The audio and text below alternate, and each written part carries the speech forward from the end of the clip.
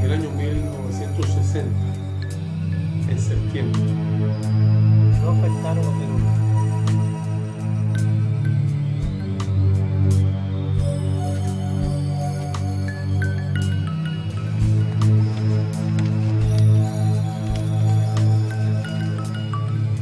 Muchos arqueólogos niegan la posibilidad del uso del arco y la flecha.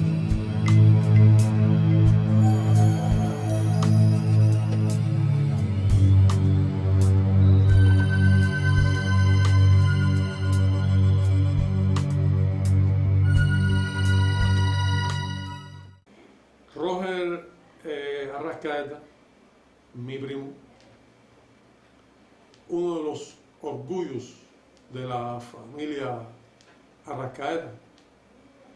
En esa época él estudiaba en la secundaria básica y ahí había muchos compañeritos de él, de las zonas esas ahí de Guara, de las lomas esas ahí de la Ruda, y él comienza a preguntarle si en la zona de donde ellos vivían habían cuevas y demás.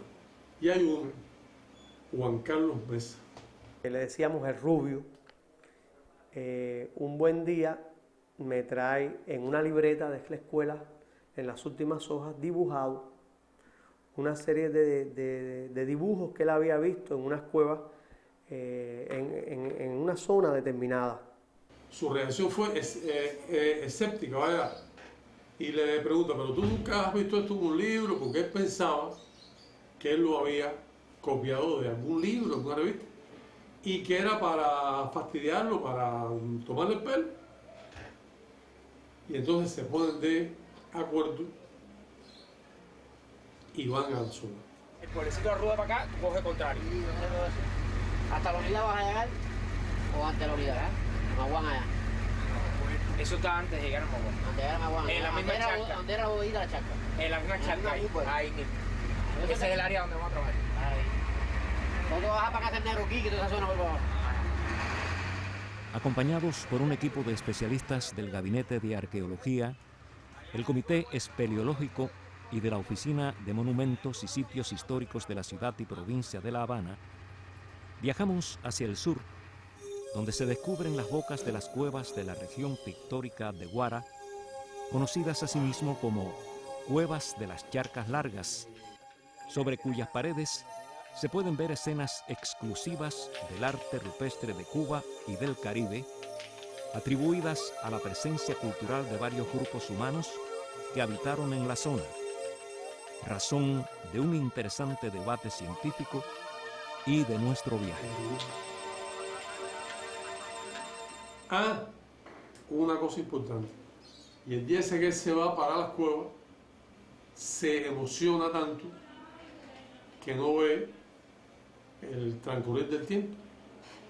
Entonces él tenía una tía llamada Ventura, entonces él siempre llegaba ahí 6 de la tarde, 6:30 a más tardar, y ese día a las 7, a las 8, 8:30, las 9, y no aparecía. Ventura arranca para mi casa y me dice, Roger no ha llegado. Y él andaba con una idea de un chiquito por allá, por la escuela, que si la Ruda, que si las lomas, que si las cuevas. Y posiblemente esté para las cuevas y sea hasta perdido en la cueva. ¿Imagínate tú? El viaje hacia lo más profundo de la región meridional es invocar el gran espíritu indígena. La sobria arquitectura de los bohíos es un testimonio de cómo cuando vivían los indios aquí. La suave brisa que alisa el penacho de las palmas nos trae desde el pasado, como un susurro, el canto lejano del areíto que amenizaba las duras faenas en el batey, cantos que llegaron a sacudir la naturaleza medieval del clérigo Bartolomé de las Casas, haciéndolo abogar por la protección del pueblo bueno y manso. Algunos investigadores consideran que el pueblo de Guanabacoa existía desde antes de la formación colonial de él, o sea que ya había un asentamiento aborigen ahí. Continuamos internándonos en lo más intrincado del vasto espacio, llamado a finales del siglo XVI por la Real Cédula del rey de España Carlos I, hato Río Bayamo, que colindaba con los hatos Jabayultas, Managua, Bejucal, Guara, Melena del Sur y Batamanó, entre otros. Todos términos que confirman una fuerte presencia indígena en la comarca. Posteriormente, en la primera mitad del siglo XVII, hay una serie de polémicas que se producen, o de pleitos que se producen entre los indios y algunos colonos españoles que comienzan a asentar en el terreno ese, en ese gran hato, y a ocupar agrariamente toda esa zona.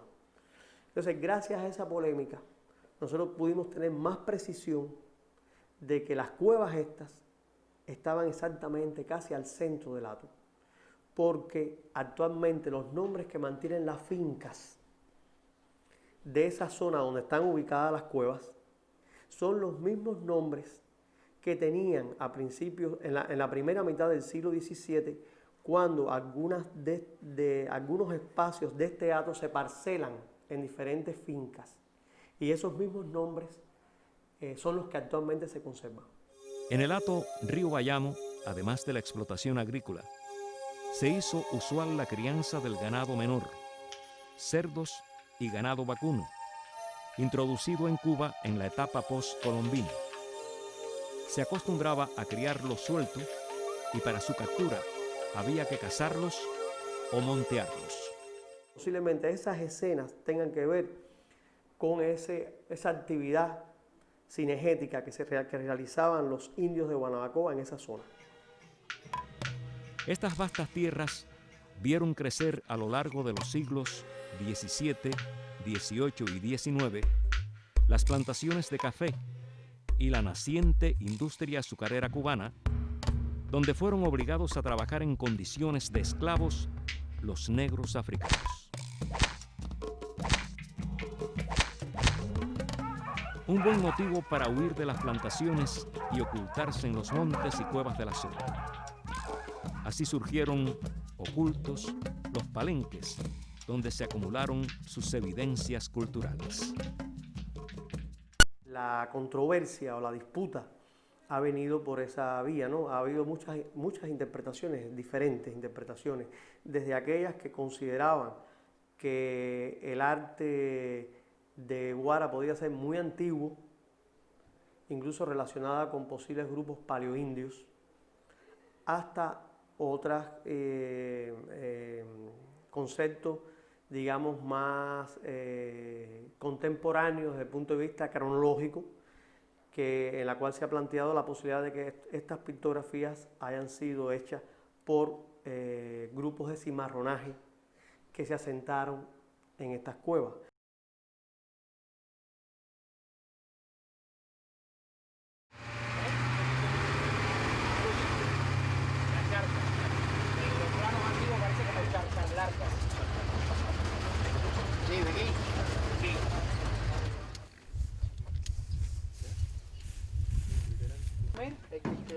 El ingenio, la costa sur, todo está atrás. La cueva Matojo, Gía, y está en el medio, entre esta cuña, en el centro, que es donde de ahí hasta allá hay que ver cómo se llega a ese límite. Y el aguacate es la que está más pegada a la carretera del lado. ¿Esa es la que tú quieres dar la vuelta? Claro, que es más fácil. Vamos a coger por acá, por el lado de la guía práctica. La primera noticia de exploraciones arqueológicas llevadas a cabo por los hombres de la ciencia es la realizada en el año 1947 por los bisoños investigadores Ramón Dacal, Rivas y Oscar Arredondo de la Mata, que aportó un diario de viaje con apuntes de su visita a la región. Entonces decidimos darlo a conocer a través de la prensa. Yo tengo un amigo de años, Rolando Pérez Betancourt, de Granma, que entonces yo lo llamo y el vino. El vino. Entonces se publica en febrero del 75 un artículo en Granma titulado La tierra y el mar de Batabanó tienen un secreto que contar. A través de Granma es que le llega a Núñez la noticia. Y entonces nos llama y coordinamos. Cuando aquello, Núñez era embajador de Cuba en el Perú. Y entonces, una de las veces que él viene a Cuba, él nos acompañó a una expedición a la Charca.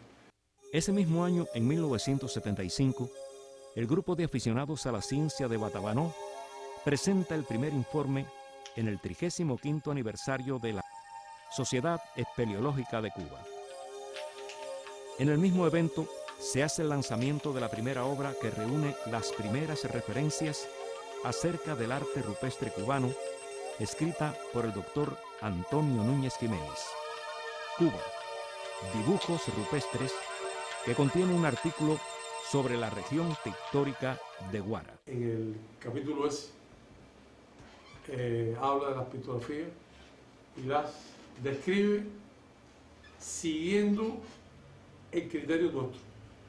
O sea, todo lo que está en el libro fue la descripción que nosotros hicimos. En la década de los 90, el hallazgo arqueológico de la región de Guara hace nuevamente impacto en la prensa nacional, en el periódico Granma y El Habanero. Esta es la charca, una de las cuevas que está reportada acá, que tiene el nombre, ¿no? El topónimo del espacio. Cuidado ahí. El chichicate y la ortiguilla son plantas altamente urticantes con las cuales los viajeros deben evitar cualquier tipo de contacto.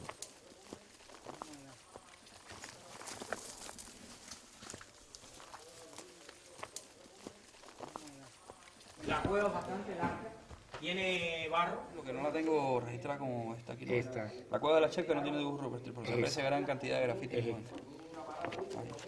En la página 91 del diario de viaje de Oscar Arredondo de la Mata, con fecha del 8 de julio de 1947, anotó: es una cueva de 92 metros de longitud y 7 de ancho, sin estalactitas, en forma de túnel oscura y húmeda, con gran cantidad de guano de murciélago y cientos de golondrinas de cueva Petrochelidan fulva. La boca de la cueva es ancha y clara. Participamos en esta expedición Rivas, Dacal y Arredondo. El doctor Antonio Núñez Jiménez, al visitar la cueva en el año 1975, apunta: no tiene dibujos rupestres, pero sí se aprecian gran cantidad de grafitis. Que tiene residuario aborigen en el primer salón. ¿Ahí fue donde ustedes encontraron el petroglifo ese? No, nosotros encontramos el petroglifo en la Cueva de los Muertos. Lo que nosotros encontramos en la Cueva de la Charca fue restos de piezas de sílex, algunas lascas, creo que apareció una raedera de sílex, aparecieron alrededor de 15 o 16 piezas dentarias humanas, todas con el desgaste típico de las mesetas, que es una característica propia de las piezas dentarias aborígenes. Tú sabes que debido a la alimentación, como tenían una dieta muy cargada en moluscos y en carnes duras, pues se producía un desgaste en la parte superior de las piezas. Entonces eso es una característica también, y algunos incisivos de tipo pala, que es un rasgo de los amerindios. Más bien eso fue lo que apareció en la Cueva de la Charca. Es una cueva grande, pero no tiene arte rupestre. Lo que tiene es ese pequeño residuario pre-agroalfarero.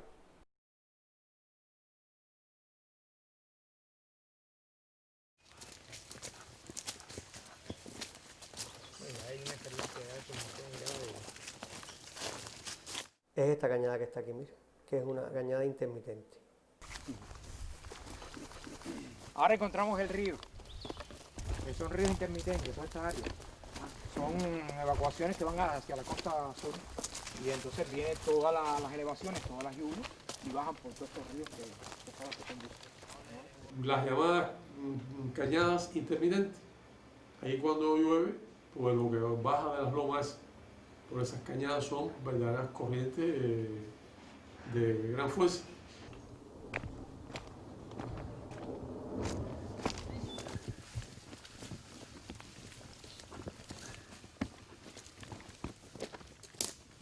Incluso yo recuerdo que estando ahí en una ocasión llovió y parte del grupo se quedó del lado de allá de una de esas corrientes y tuvieron que esperar que aliviara para entonces pasar. Esta es la Cueva de los Muertos. Todavía hoy se practican en la Cueva de los Muertos y en algunas otras otras de las cuevas que están allí una ceremonia anualmente que se llama la Cruz de Mayo. Donde está la palma está la Cueva del Muerto, que es una de las primeras cuevas que vamos a trabajar, que hay el vestigio de pintura rupestre. Día 8 de julio de 1947. Somos los mismos exploradores. Cueva del Muerto, La Charca, San Agustín. Cueva pequeña dividida en varios pequeños recodos. En su entrada crece la vegetación que la oculta, sin estalactitas, y con un piso de varios pies excavamos y hallamos fragmentos de cráneos. Escribió Arredondo en su diario. En agosto del año 1990, Roger Arrascaeta y Robin García, del Gabinete de Arqueología y el Grupo Espelio Arqueológico Monzón Ferreiro, elaboran un segundo informe que da lugar al artículo Guara, una región pictográfica de Cuba. Aquí lo que se recoge es la información que tú tienes en el artículo de aquella fecha. Y Sí. esto que está acá es lo que aproximadamente existe ahora en cada una de las cuevas. Es una comparación, ¿no?, en distintas épocas. Sí. De todos modos, hay un poco de desconocimiento de la ubicación de algunos de los petrolíferos. Pero bueno, para que tú me hables así de modo general la situación. Bueno, en el caso de la Cueva de los Muertos, fue muy interesante que todos los dibujos aparecieron concentrados en el salón más pequeño de la cueva, que es el salón además con mayor oscuridad, mayor penumbra, es este salón que está aquí, este pequeño salón.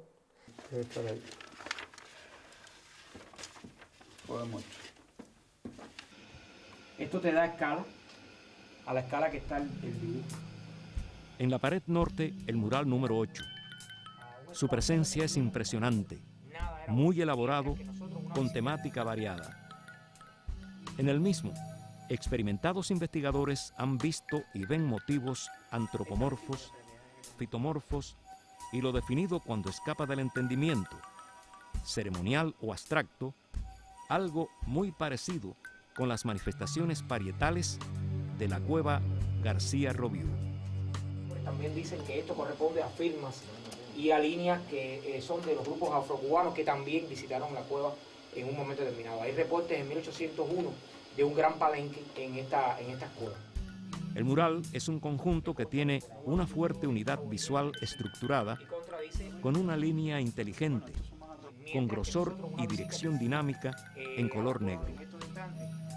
Es un sistema diseñado para lograr comunicar información a través del efecto visual. El mural que ustedes están apreciando en estos instantes aparece en varias publicaciones fragmentado.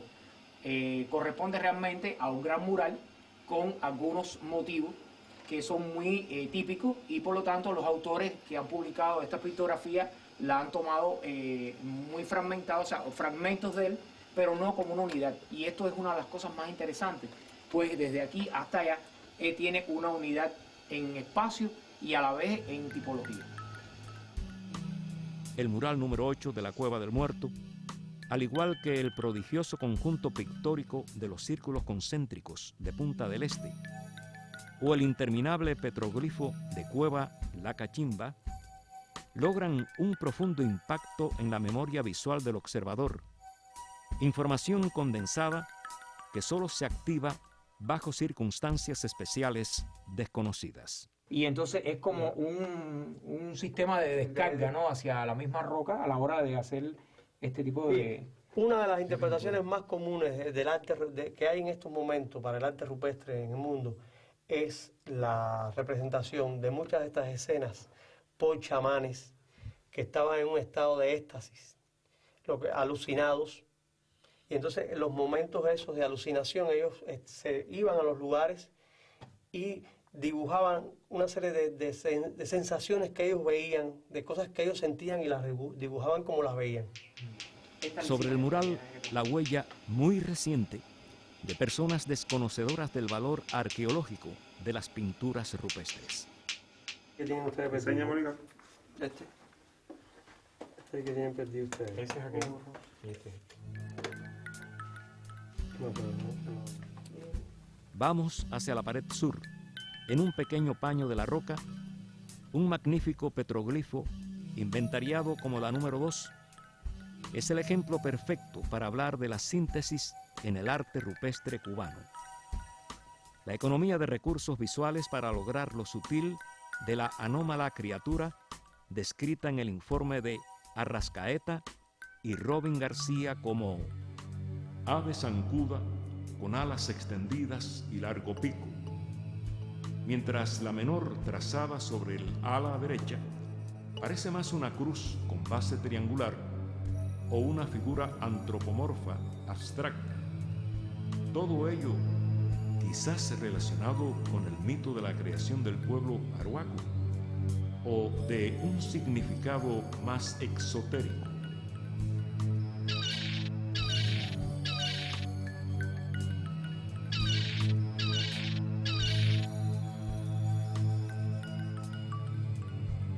Logrado a través de incisiones en la roca con un artefacto de corte contundente, empuñado con pericia, dio lugar a un testimonio de la existencia de lo diferente.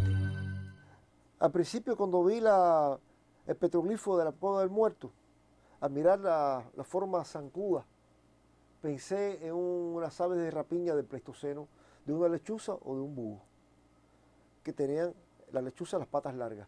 Pero inmediatamente al ver el pico, me di cuenta que estábamos en presencia de una grulla. Grulla cuyas poblaciones todavía existen en Cuba. Pero no solamente una grulla en su expresión zoomorfa. Acá hay una mezcla de totemismo también.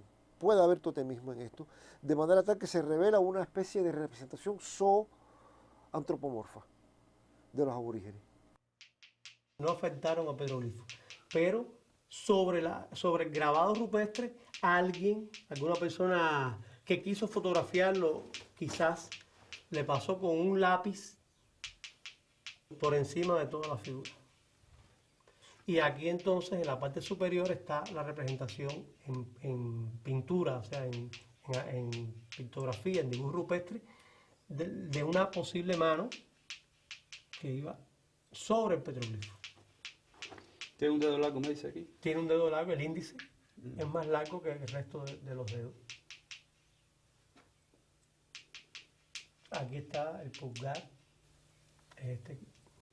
Un aspecto importante que estudió el doctor Núñez Jiménez en el arte rupestre cubano y su comparación con el de otras áreas de América fue las pictografías de la Cueva de Matías en la Sierra de Cubitas, y en otros lugares de América se pueden ver estas representaciones de extraños seres con manos y dedos desproporcionados, localizados en Cueva Borbón, en la República Dominicana, en el sitio número 38 de Texas y en Visalia, California, en los Estados Unidos, o los petroglifos de La Cabañita, Toro Muerto, y en la quebrada de Palca, en Ica y Arequipa, Perú.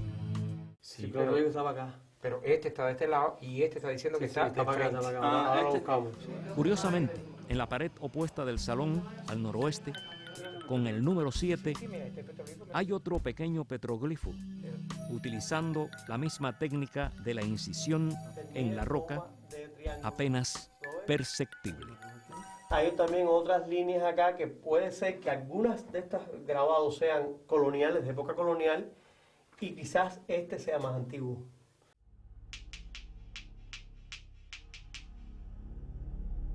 Y también está la figura esta de un hombre como si fuera con el cabello.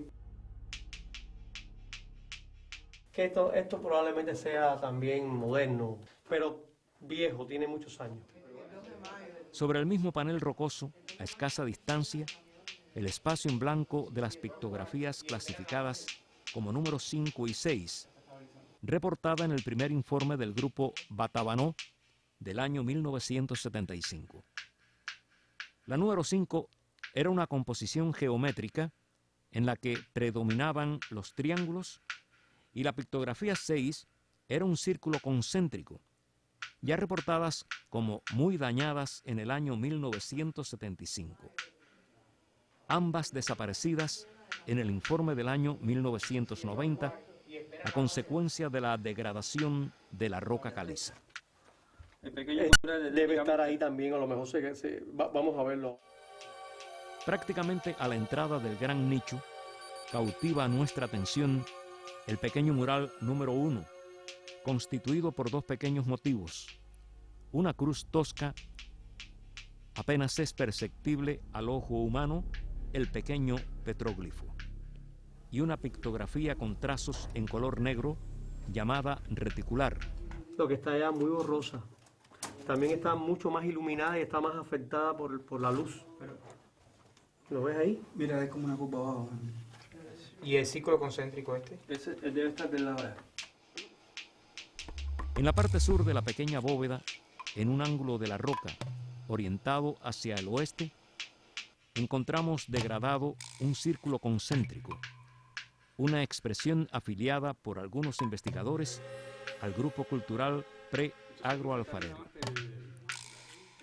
Otros plantean la universalidad del diseño, asociándolo a producciones de los cimarrones negros como herencia cultural traída desde África. Reportado en el informe del año 1990 como muy borroso, no corrió la misma suerte del círculo concéntrico de la pared este. Algo que pudo significar el registro del día y la noche en la Cueva del Muerto, desapareció por la degradación de la roca caliza.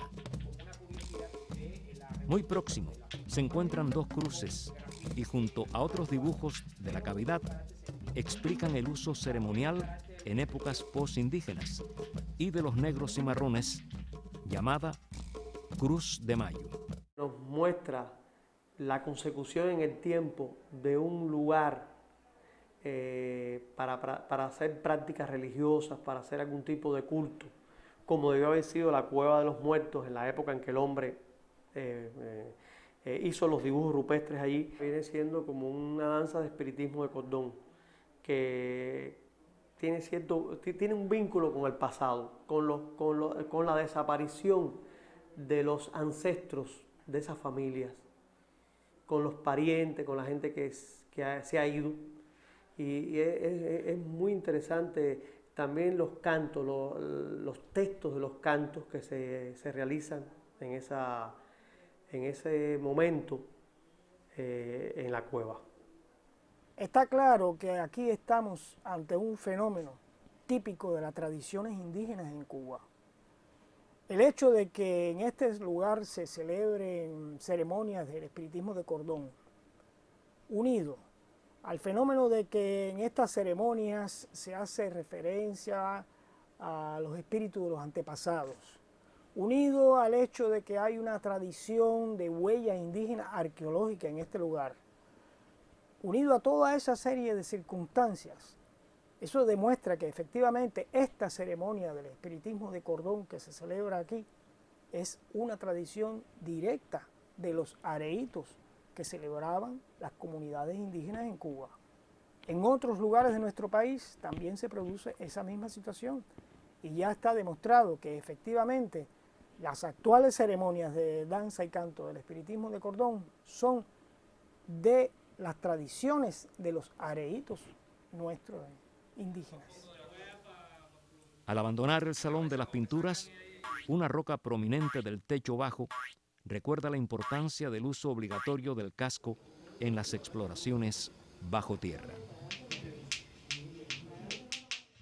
Lo importante de este salón, que no tiene arte rupestre, es que al final de él, en una pequeña dolinita, que es esta que se ve aquí, que es otra de las formas de entrar a este salón, pudimos encontrar esta maravillosa pieza trabajada en una formación secundaria, cuya forma natural daba la idea de que se podía esculpir sobre ella un posible rostro humano, como el que vemos aquí, que es una figura antropomorfa, donde el artista aborigen aprovechó muy adecuadamente las formas naturales que brindaba la pieza para aprovechar algunas protuberancias que la misma tenía y poder detallar con precisión un rostro humano, como es el caso que con líneas muy simples, líneas curvas muy simples, por ejemplo, enmarcaron todo lo que era, lo que puede ser las cejas del individuo, los ojos en forma de semilla de café, que son típicos del arte rupestre y de todo el arte desarrollado por los grupos neolíticos o agroalfareros que poblaron el Caribe.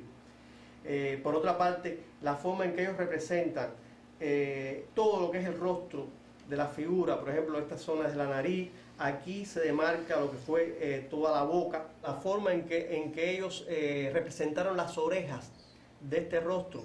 Fíjense cómo hicieron unas escotaduras a ambos lados, son escotaduras intencionales, por supuesto, trabajaron el material, hicieron una depresión aquí a ambos lados para representar lo que eran las orejas del individuo. Otro elemento interesante que presenta la pieza es la concreción, una concreción que creció después que se había ya configurado el rostro antropomorfo por goteo. Parece que en el lugar donde se encontraba estuvo goteando agua carbonatada y produjo esta concreción que cubrió una parte de lo que era la boca de la figura.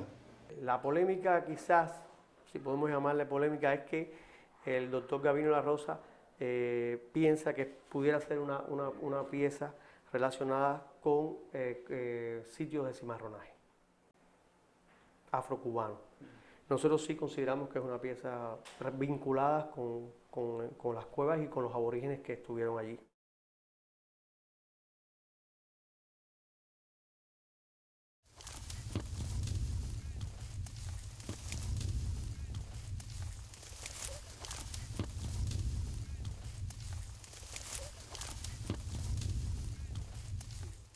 Bueno, esta es una de las más sugestivas, ¿no? Por la variedad que tiene de arte, porque además el arte está disperso en casi toda la cueva y por las representaciones que tiene. Aquí sí vemos escenas, propiamente dicho, escenas ya figurativas, esquemáticos, naturalistas.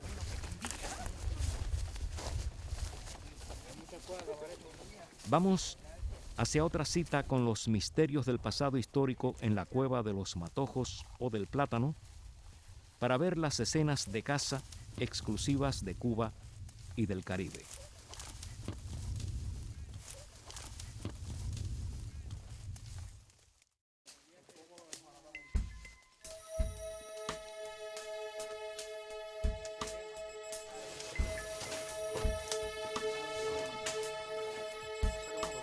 En la Dolina Alta nos preparamos para la exploración del espacio circundante y comprobar los daños ocasionados por el paso del tiempo en los dibujos antropomorfos que se disponen en las milenarias rocas del Salón de las Pinturas. Vamos al encuentro del dibujo antropomorfo que carece de un brazo y una pierna. En forma de aspas que circundan totalmente a la figura. ¿Qué es esto que se ve aquí? Está pintado en el bajo techo de la cueva.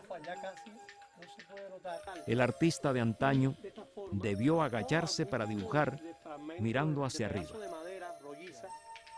La ubicación del dibujo es un indicador del espacio y explica la importancia del hecho. Rodeándolo de líneas con un sentido radial, provoca un efecto visual relacionado con la luz, observación evidente en el informe del grupo Batabanó del año 1975, apuntaron. ¿Habrán querido con eso representar al dios Sol? Concluye la información. Por otro lado, diversos investigadores ven en esta pictografía la representación de la deidad africana de Osai. Continuamos con la exploración del techo, la zona de los dibujos trascendentales. El otro dibujo antropomorfo ocupa el fondo de una pequeña campana de disolución, un buen recurso para lograr la perspectiva que se va a repetir en el resto de los dibujos próximos a la boca de la dolina. En el informe del año 1975 del grupo Batabanó indica: figura estilizada a la que falta un brazo. Se observa una prolongación del tronco no visto en las anteriores. ¿Serán los órganos sexuales masculinos? El apunte hecho por el doctor Antonio Núñez Jiménez señala: la línea vertical que forma el cuerpo sobresale por debajo de las dos piernas, como si tratase de representar el órgano sexual masculino. Despeja toda duda el informe del año 1991. Se trata de una figura humana masculina, pues su sexo está bien denotado. Esclarecida la virilidad del manco de los matojos, el informe del año 1990 añade: presenta un solo brazo extendido en dirección a una figura abstracta, no visible hoy. Sin embargo, los investigadores no contemplaron la posibilidad que la discutida virilidad del manco de los matojos en la evidente prolongación de la línea ancha fuera la representación de una cola, de un hombre con cola. Un suceso reflejado en el desaparecido mural de la Cueva de los Generales, al norte de la Sierra de Cubitas, en la provincia de Camagüey, y mencionado en las cartas enviadas por el almirante Cristóbal Colón a Luis de Santángel y Rafael Sánchez, tesorero de los monarcas católicos, en marzo de 1493. Un acontecimiento asimismo mencionado por el cronista Pedro Martín de Anglería. Dicen los indígenas, por relación de sus antepasados, que arribó en otro tiempo por mar una gente con cola larga de un palmo y recia como un brazo, que no era movible como la de los cuadrúpedos, sino tiesa en redondo, como la vemos en los peces y en los cocodrilos, y que se extiende en duro hueso, por el cual, cuando querían sentarse, empleaban asientos con agujeros o, a falta de ellos, excavando el suelo hasta hacer un hoyo de un palmo o poco más. Tenía que meter la cosa para descansar. Es otra, pero mira el estado de conservación que está. Ahí no se ve nada. Ahí está. Esta cosa estoy hablando. Yo creo que esta era la decena de casa. Entramos en la zona de penumbras del salón para revisar en una campana de disolución el mural parcialmente desaparecido, que incluye aún un pequeño petroglifo, considerado como dudoso. ¿Será moderno? Cuestiona el informe del grupo Batabanó del año 1975.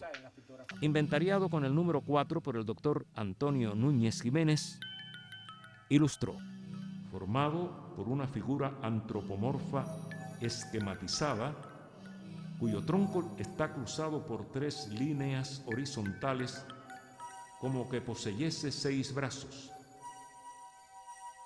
La otra figura formada por líneas más o menos verticales y un tercer dibujo que parece representar el óvalo de la cara con 2 orejas erectas. El informe del año 1990 manifiesta que el mural era visible. En la actualidad, 20 años después, la cabeza del animal orejudo es lo único perceptible, porque para la representación se aprovechó el relieve de la roca del techo con la idea de darle volumen. Sí, En la roca protuberancia. para apropiarse en parte del propio dibujo. Está bien. Eso sí, sí, le da volumen al dibujo. Exacto. volumen. Entonces ellos se apropian de esas características morfológicas de la roca. La técnica utilizada nos recuerda a los petroglifos de la cueva Diago o García Robiú, uno de los cuales da su nombre al Salón de la Rana. Y estas escenas muy interesantes como esta. Vamos al centro del salón, al encuentro de una de las escenas de cacería. Se reitera el recurso de pintar en el fondo de la pequeña campana de disolución. Es la demostración de poseer el conocimiento de este efecto para obtener una perspectiva periférica. Es una escena incomparable en el arte rupestre cubano. Un arquero dispara su flecha a un ave, ambas en pleno vuelo. Transmite la precisión del disparo, la ansiedad del cazador con el brazo extendido hacia atrás. Observa, después de liberar la cuerda, la trayectoria de la flecha hacia el ave. Mientras otro cazador se encuentra en el momento justo de máxima tensión para lanzar un proyectil más poderoso, azagaya o herrón. Estoy viendo aquí algo raro, que están como las pictografías, como que la han redibujado, ¿no? Con tiza o con un elemento blanco que pudiera ser hasta una roca de carbonato de calcio del lugar. Completa la composición el perpetuo movimiento de las líneas gruesas onduladas. Las líneas horizontales, que son casi siempre 4, 1, 2, 3 y 4, típico del arte rupestre de toda la región pictográfica. ¿Y estas representaciones de arquero, Roger, son exclusivas de aquí de Guara? La primera vez que aparecieron en Cuba fue aquí. En Cuba son pocos los registros de arqueros en el arte parietal. Al norte, en la ciudad de La Habana, en la solapa del Arquero y hacia el este de Quibicán, la cueva de la Avispa, sujetas ambas a la controversia existente respecto a los autores. Se han encontrado evidencias materiales que demuestran que estas piezas formaron parte de un artefacto complejo como es el arco y la flecha. La nota del diario de Colón de enero de 1492 en La Española describe en el Golfo de las Flechas el aspecto de los arqueros, sus arcos y la longitud de las flechas. Hallazgos arqueológicos de puntas de flechas en otras partes del país corroboran el uso extendido de este útil artificio entre los indígenas cubanos desde épocas muy tempranas. Exactamente en el 86, en el sitio El Paraíso, en Santiago de Cuba, se colectan las primeras evidencias que constituyen puntas de flecha elaboradas en la concha. No solo las de concha, sino también las elaboradas en material lítico. No es cualquier objeto que por su morfología saquemos como punta de flecha. No es ese el caso. Hay toda una intención, hay todo un diseño y hay un resultado que es la punta. En el recorrido del arqueólogo norteamericano Harrington por la parte occidental de Cuba, tuvo la posibilidad de poder ver directamente la evidencia material encontrada en el cieno del lago Malpotón, de la que comentó: la única flecha aborigen que vimos en Cuba hallaba en el lago, con una extensión de 3 pies, 5,2 pulgadas, Tiene un diámetro máximo de media pulgada y termina en una punta cónica. El resto de la flecha, que es de madera negra y dura. La entalladura para colocarla en la cuerda del arco es muy ligera y en el extremo inferior de la flecha apenas si hay lugar para hacer presión con los dedos. Y te mencionan la actividad de expertos arqueros en Guanacavives, que tenían la costumbre de matar el ganado de los colonos con sus flechas. Estos grupos tribales agroalfareros tienen una procedencia del Amazonas, donde es bien demostrado y bien conocido el uso del arco y la flecha. Incluso en las sociedades activas que hoy encontramos en el delta del Orinoco y del Amazonas, tanto en la parte de Brasil como Venezuela, Colombia, en fin, todos los países del área que conforman la Amazonía, aparece el uso muy amplio del arco y de la flecha.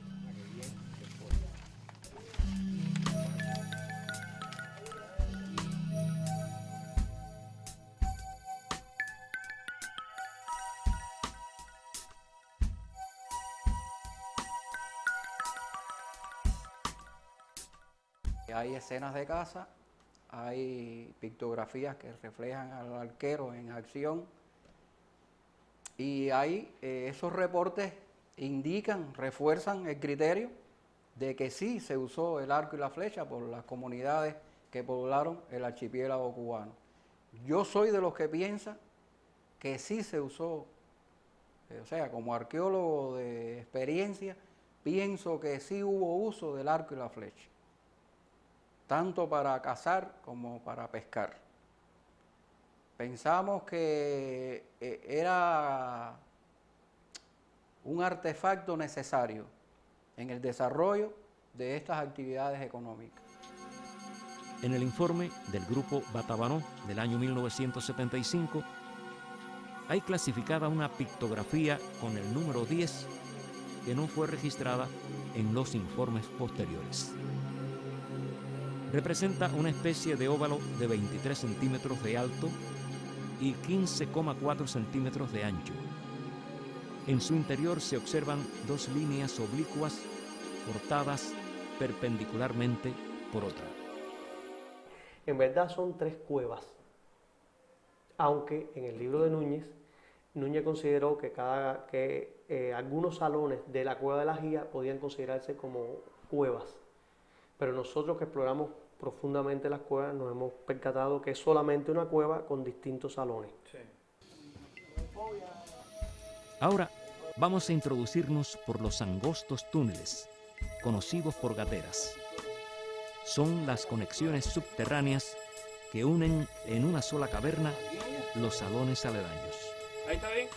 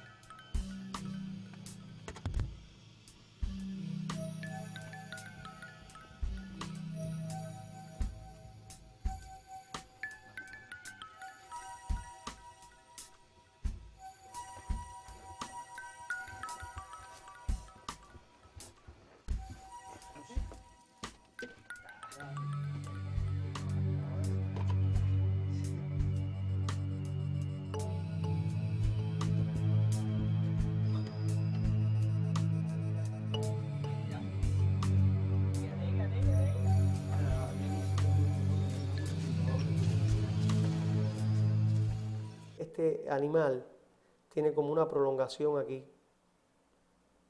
que no sé si se verá aún hoy. Bueno, ahí apenas se ve. En la época que nosotros tuvimos todavía se podía ver, que nosotros hemos interpretado como una posible escena de cacería de un bovino. Salimos a la dolina principal hacia una pequeña cueva.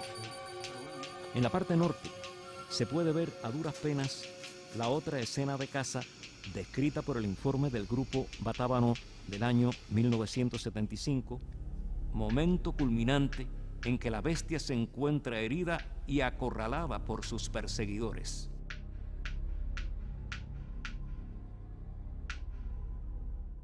No, y aquí no queda casi nada, mira.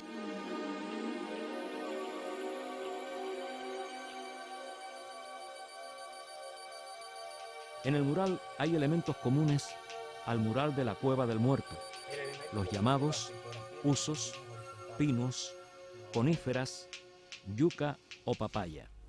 Y aunque en sus analogías los investigadores no la han mencionado, sugiere el fuego. El elemento común de las pictografías, que son las líneas horizontales. Muy dañado, la acción del tiempo ha degradado la pintura del mural. Se hacen notar los vestigios de las líneas onduladas, una barrera cultural entre el antes y el después de la región. Lo más infeliz es la acción vandálica perpetrada por un profanador con un objeto cortante para extraer la pintura. Y es preocupante realmente porque miren el estado donde están este mural, este dibujo. En la Dolina de las Palmas, prácticamente acabado de talar, yace el último espécimen que identificaba el paradisíaco sitio.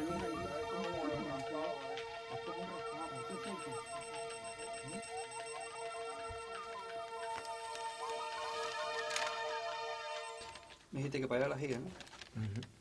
Para allá. ¿Por aquí? ¿Por esta Sí, para allá, galería? mira aquí. Ah, entonces sale directo Esto sale aquí a la guía. De las pictografías localizadas en el abrigo rocoso, se reportó por el informe del grupo Batábano del año 1975 líneas horizontales cruzadas por otras verticales. Y en la representación del Salón 1 de Cueva Gía se menciona una figura zoomorfa. Mientras, el informe del año 1991 registra el mismo dibujo como de apariencia antropomorfa. La descripción de antropomorfa es muy interesante porque hay una marcada diferencia con el resto de las representaciones de los hombres de Guara, y es que está cubierto por algo que parece ser una vestidura, y esta nos recuerda a las pinturas de la cueva de Matías al sur de la Sierra de Cubitas, llamadas por Antonio Núñez Jiménez hombres con túnicas. Teniendo en cuenta la proximidad de las cuevas de Guara con la costa sur de Cuba, no se puede pasar por alto las notas escritas por el hijo de Cristóbal Colón, Fernando Colón, que durante su segundo viaje por el sur de Cuba describió el siguiente suceso. Un marinero bajó a tierra y fue con una ballesta para matar algún pájaro o animal en el bosque. Encontró 30 indios con las armas que ellos usan, a saber, lanzas y unos palos que ellos llevan en lugar de espadas y que llaman macanas. Refirió el marinero que entre ellos había visto uno con la ropa blanca que le llegaba a las rodillas y dos que la llevaban hasta los pies.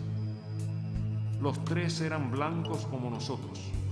Se ha planteado la posibilidad de que estas pictografías hayan sido hechas por grupos de cimarronaje que se asentaron en estas cuevas, como ha podido ser comprobado por el doctor Gabino La Rosa, que en una de estas cuevas, en la cueva de la Gía, o cueva de los Matojos, como más comúnmente nosotros le denominamos, un poco respetando la denominación que le daban los campesinos de la zona, encontró evidencias, tanto documentales, documentos escritos, de archivo, como la comprobación arqueológica de un palenque de esclavos asentados en esa pequeña cueva. El doctor Antonio Núñez Jiménez solo alcanzó a ver el dibujo rediforme del abrigo rocoso. Ambas pictografías desaparecieron sin dejar rastro. Ha tenido varios nombres. Este círculo concéntrico, por ejemplo, formado por 17 líneas, este que está aquí. Retrocedemos hacia la dolina principal, para encontrarnos en la pared este de la angosta galería del círculo, con otra de las incógnitas del oscuro capítulo del arte rupestre cubano. Muchas veces se le atribuye a representaciones solares o a sistemas realmente de calendario. Realmente esto sigue siendo una hipótesis entre los estudios de pictogramas, y en Cuba hay varios ejemplos de ello. Está la cueva de Punta del Este, que es la Pilla Sistina, como bien le llamamos todos los cubanos, donde es muy típico este tipo de representación con colores alternos. Atípico es el círculo concéntrico de la Cueva de los Matojos. En el trazo descansa una intención desconocida con líneas inconexas. La huella de la pintura, al ser arrastrada por el dedo, humaniza el potencial visual del sistema y añade el efecto de movimiento centrífugo, algo particular al resto de los círculos concéntricos reportados en el ámbito cubano. En el caso estamos viendo estas líneas que nos llegan interrumpidas. No sabemos si realmente a la hora de haberse hecho eran de manera continua. Lo cierto es que está aquí, es muy interesante y es uno de los atractivos que pueda tener esta cueva como parte de su arte parietal.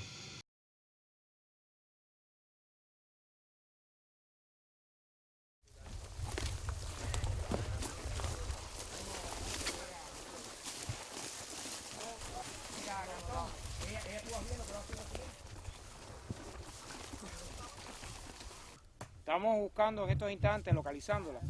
Es una gran depresión que tiene unos árboles, esta vegetación que es antrópica un poco que confunde y hace determinadas pérdidas en los trayectos. No se preocupen, la vamos a hallar.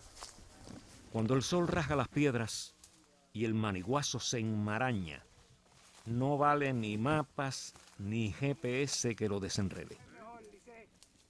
Golpeados por el calor, la travesía a través del enredo vegetal es irrepetible. Y aunque no parezca ni ético ni científico, nos vemos obligados a retroceder para pedir la ayuda de un campesino de la zona, conocedor de los secretos de los trillos, que nos guía en este viaje hasta la Cueva del Aguacate.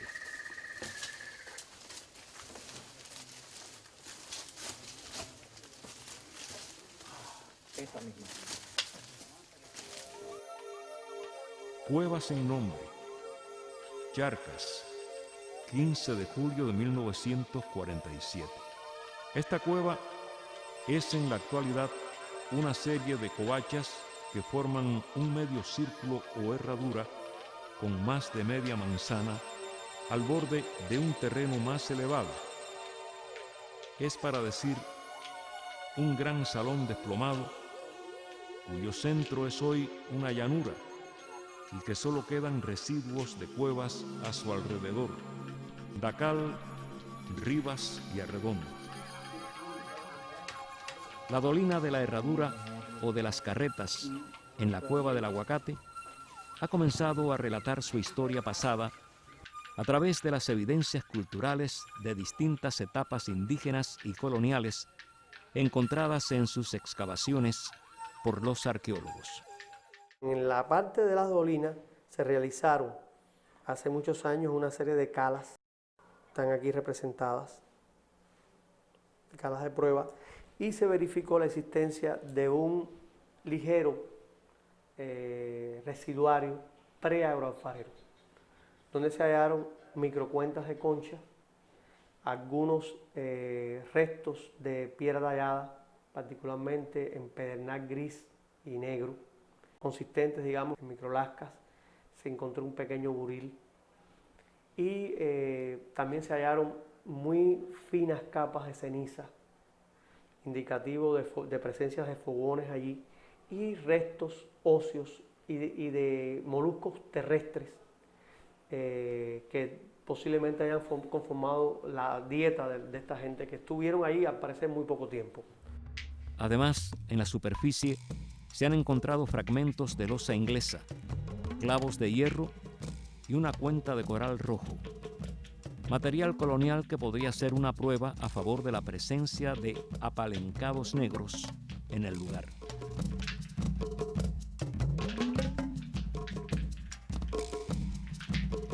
Un dibujo rupestre, que es este que se representa aquí, hoy prácticamente no se ve, está casi perdido.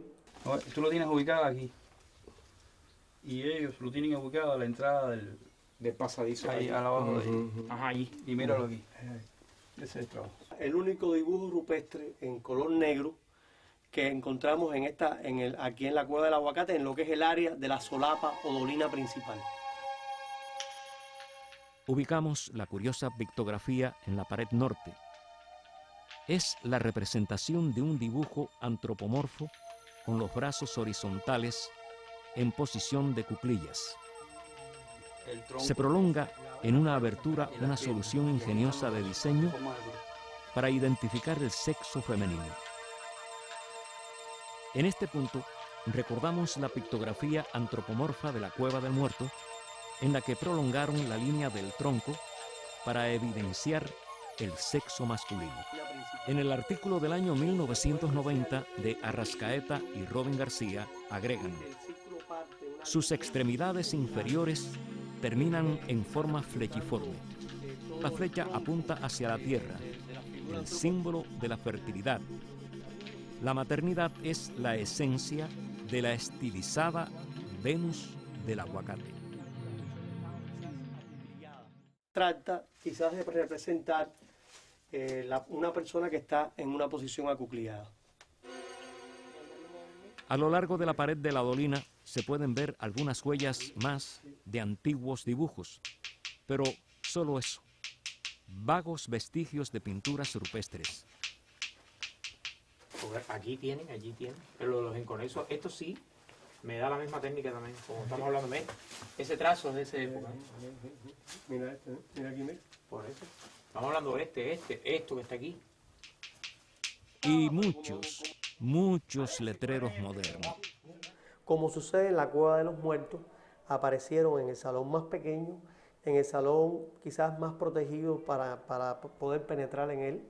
Hay que penetrar por esta gatera. Hay que penetrar por esta gatera. Junio 15 de 1947. Exploramos y encontramos una pequeña galería donde había que arrastrarse para entrar, llegando a un pequeño salón donde su techo estaba desplomado. Dacal, Rivas y Arredondo. Como los exploradores del 47, comenzamos el escabroso paso por la estrecha garganta de la gatera, con orientación este-oeste, hacia el interior del Salón de las Claraboyas, en cuyas paredes se atesoran los inapreciables testimonios rupestres del pasado.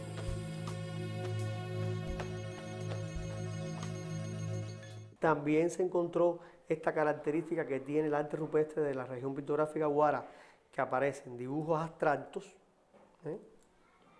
y aparecen dibujos esquemáticos. Por ejemplo, aquí están estos círculos concéntricos. Allí en este salón hay, creo que 2 círculos concéntricos. Y este que está aquí estaba o está detrás del árbol, porque uno estaba al lado. Mira abajo. Entonces estaría para acá.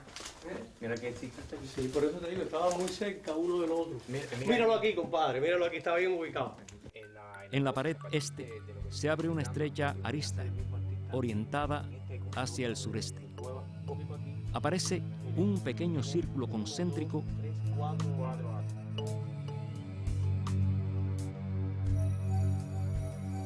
y un enigmático trazo muy parecido por el diseño irregular al de la Cueva del Muerto. Aquí hay esta situación. Hay una figura representada en una pieza de concha que descubrió García Grave de Peralta, que se parece muchísimo a la representación esta. Semejantes a estos incomprensibles diseños de las cuevas del Aguacate y del Muerto, se encuentran en la Cueva de Matías, en la Sierra de Cubitas, provincia de Camagüey. Diseños muy afines los encontró el doctor Antonio Núñez Jiménez en un recorrido por la zona arqueológica de Siyustani, en Perú. Por aquí había un círculo de Gonzalo. Se intensifica la búsqueda ahora por la pared norte para ubicar el otro círculo concéntrico inventariado con el número 23. Míralo aquí. Ah, mira ese. Ese yo no lo había visto. Pasa que está ya muy borroso. Pero ahí está. Mira, ¿ves? Sí. ¿Ves aquí? ¿Ves ahí? ¿Ves aquí?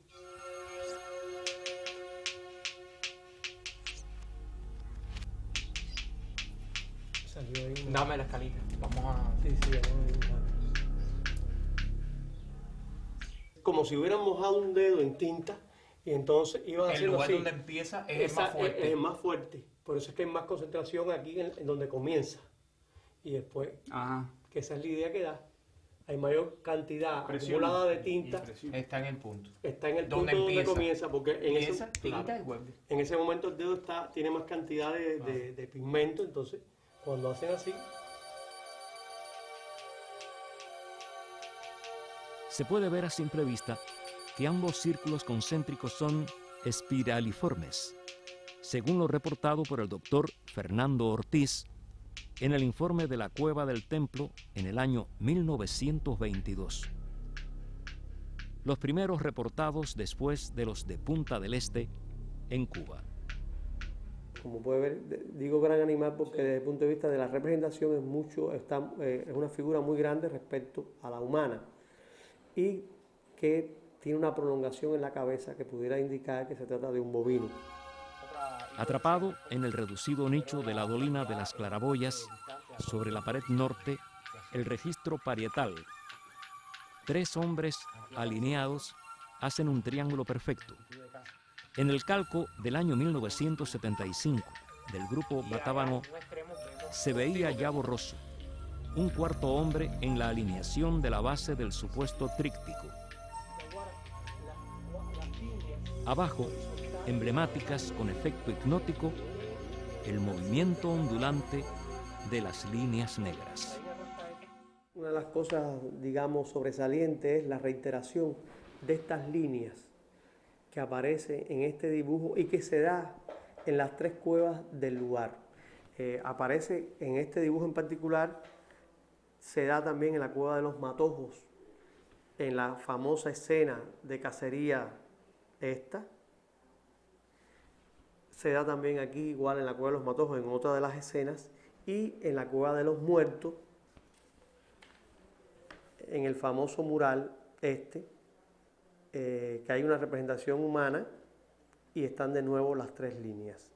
En un momento, Efraín Arrascaeta interpretó esta representación simbólica como quizás la presencia de la cañada que está en la zona y que podía implicar el sentido del agua, de la importancia del agua para la fertilidad, para la sobrevivencia. Nosotros esos calcos que hicimos, después los pasamos algunos a papel y se lo enseñamos a niños